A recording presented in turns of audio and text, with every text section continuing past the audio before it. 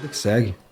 É o meu plano, pelo menos. O teu trabalho é considerado o quê? Porque você falou de mercenário do Grupo Wagner. Você não é um mercenário. Não. Qual é a diferença do trabalho que você faz de um mercenário? Eu estou no exército, faço parte do exército ucraniano. Tá. O mercenário, normalmente, primeiro ponto, ele é de uma empresa privada que está prestando serviço para um governo. Não existe mercenário que vai para o exército, então? Na prática, pode-se dizer que sim. Mas, em teoria... É uma outra coisa. O que é um grupo mercenário? Uma empresa privada, mas que tem características militares. Tá. Tudo que o exército tem, aquela empresa também tem. Do tipo tanques, blindados, helicóptero, avião, soldados armados, tem tudo. Mas não é do exército, é uma empresa privada. E essa empresa privada, ela vai prestar serviço para o chefe, né? Sim. No caso do Wagner, por exemplo, o governo russo. Onde o governo mandar. Então, o governo russo tem interesses em atuar em alguma situação específica na África. Mas a Rússia não pode mandar tropa para lá, porque quebra uma série de tratados e convenções. Então, ao invés do exército russo ir, quem vai? A empresa. A empresa que trabalha para o governo. Age mais nas sombras, então. Na prática, todo mundo sabe que é o governo. Mas essa grande característica. O mercenário não tem bandeira. Ele luta por quem paga mais. Ele não tem vínculo com a causa do problema. É diferente, né? Ele não tá nem aí. Ideologia. Não tá nem aí pra nada. Trabalho qualquer, é esse, eu vou fazer. Ele quer botar o dinheiro dele no bolso e problema. Hoje o cara tá lutando pela Rússia, se amanhã a Ucrânia começar a pagar mais, o cara muda de lado. Entendi. O mercenário tem bem essa característica. E o principal, né? Na Ucrânia, você não vê nenhuma empresa paramilitar. Todo mundo que tá lá tá ligado ao exército de alguma forma. E todos que estão lá são militares na prática, ganham identificação militar, identidade. Um jeito fácil de entender, igual a Legião Francesa, né? A Legião Estrangeira, é como se fosse mais ou menos aquilo. Os caras podem até ser considerados mercenários, mas na prática não são. São tropas convencionais ligadas ao governo, né? Ligadas ao exército. Né? Entendi. Então não tem a característica mercenário como empresa paramilitar. Então é um ponto interessante a ser abordado, porque o pessoal fala... os mercenários brasileiros na Ucrânia. Pode ser mercenário o cara que foi pelo dinheiro, tudo bem, você pode até dizer que sim, se o cara falar só pelo dinheiro. Mas pelo que você está falando, não é um dinheiro grande o suficiente para o cara correr esse risco, né? Que não vale a pena. Um mercenário, por exemplo, ganha muito mais, né? Dependendo de para quem trabalha e onde trabalha, sim. Eu me lembro, um amigo meu, eu tinha alguns amigos que trabalharam no Iraque, né, na época...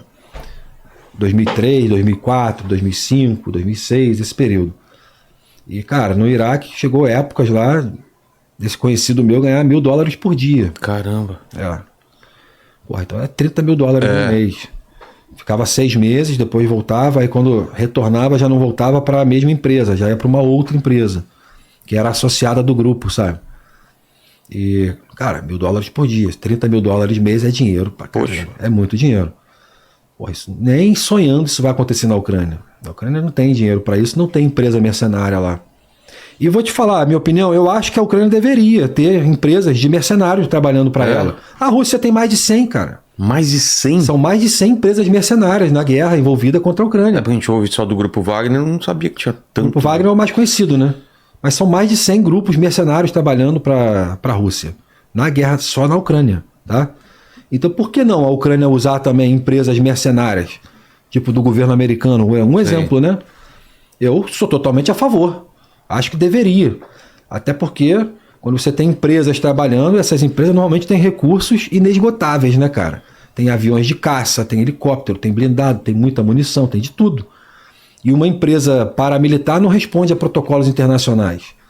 Por exemplo, uma empresa dessa poderia lançar um míssil dentro da Rússia tranquilamente. Não vai responder a ninguém. Não é a Ucrânia. Não é o país. É uma empresa. É uma empresa que está subordinada. E que você saiba, eles não têm mesmo. Nunca vi nem ouvi falar, cara. Não tem. Se tivesse, eu saberia. Você saberia? Se tivesse, saberia. A gente ficaria sabendo. Mas não tem. Não tem como esconder isso. Não, isso aí é notório, né? Mas não tem.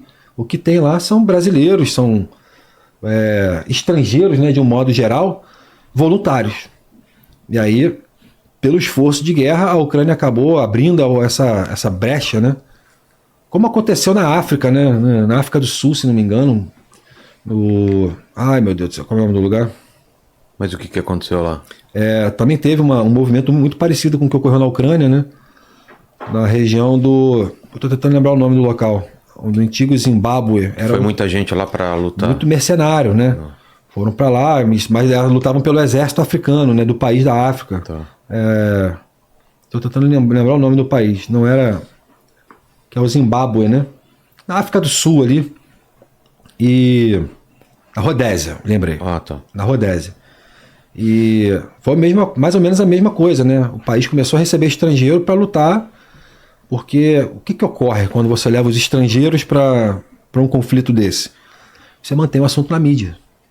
Você mantém as atenções do mundo inteiro, porque sabe que ali tem americano, ali tem canadense, ali tem francês, ali tem alemão, ali tem tudo. E você sabe que o mundo vai ficar de olho no assunto, né? Para ver o que está ocorrendo, se atualizar. Eu não tinha pensado por esse lado, realmente é uma forma de você estar em vários... Ficar na mídia, né? Você mantém a mídia, pelo menos o interesse, né? Você mantém desperto ali e fica mais fácil até de você conseguir apoio. Quando um país sabe que tem cidadãos dele, né? Lutando lá por uma causa e tal, ele fala, meu irmão, se tiver que escolher um lado, a gente já tem um lado para escolher. Que aí é o lado onde está a população dele lutando, né? Com certeza. João, obrigado demais pelo papo aí, cara. Quero ler esse livro aqui, deve ser emocionante.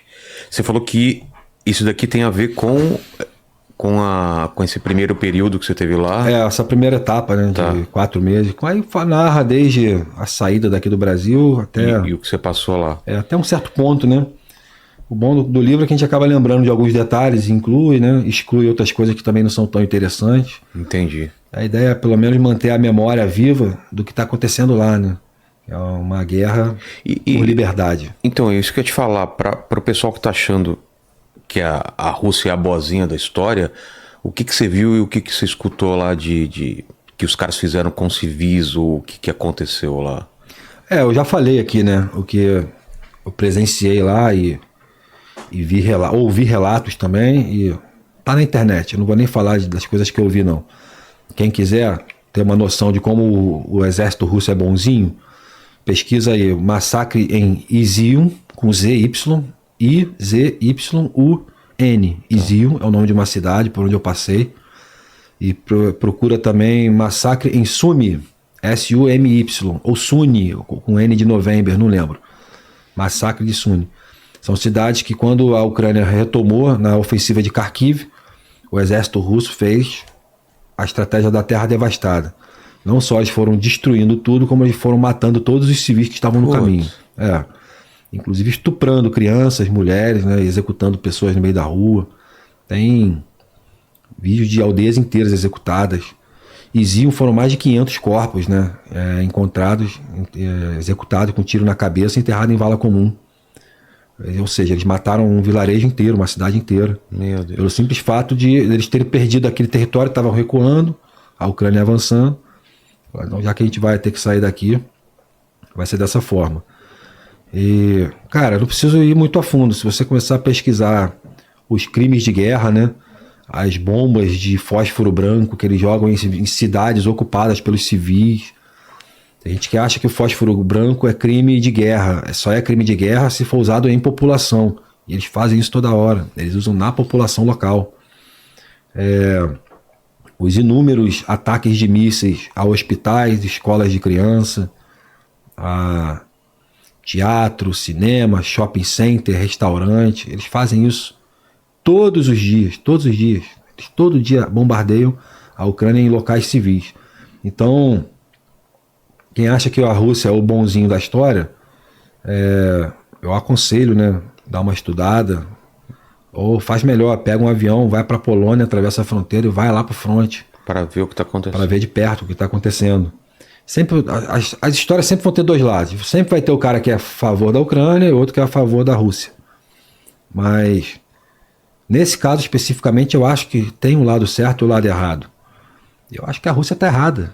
Não tem que invadir país nenhum, não tem que tomar território nenhum, e eles fazem isso na base do terror. A Rússia é um país terrorista, deveria ser enquadrado como um país terrorista, só pelos crimes de guerra que eles cometem agora na Ucrânia, cometem em tempo real. Provavelmente em algum canto da Ucrânia tem alguma coisa acontecendo que não deveria, né? Alguma cidadezinha bombardeada, ocupada por civis, e eles fazem isso direto.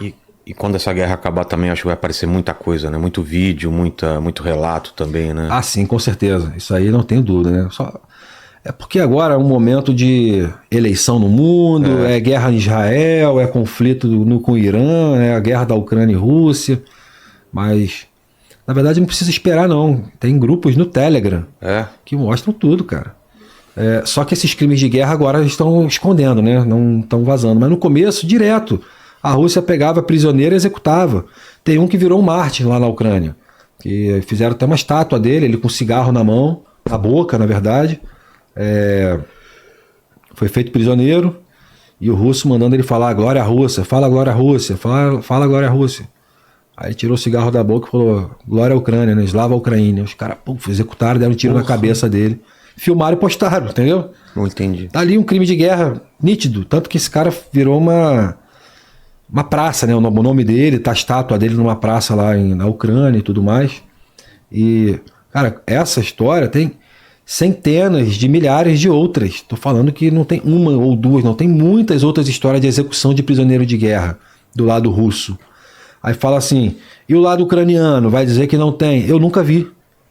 E eu não tô falando porque eu tô defendendo a Ucrânia. É porque eu nunca vi mesmo o ucraniano executar um prisioneiro. Eu nunca ouvi falar do ucraniano executar um prisioneiro. Se tiver algum vídeo na internet, cara, eu gostaria de ver, porque eu não vi. Eu já procurei. Agora, do outro lado, do russo executando prisioneiro de guerra, tem muitos. Tem centenas. Você vai procurar, você não vai ter dificuldade nenhuma de achar. E isso mostra a diferença de mentalidade do povo russo. Parece... do povo que eu falo, o exército, né? Sim. O exército russo que está lá dentro da Ucrânia parece um exército medieval, os caras com a mentalidade, né, fechada, e o exército ucraniano com a mentalidade ocidental, a mentalidade aberta ao mundo, né? Priorizando os direitos humanos, né? As coisas que realmente têm valor na vida, né, cara? Entendi.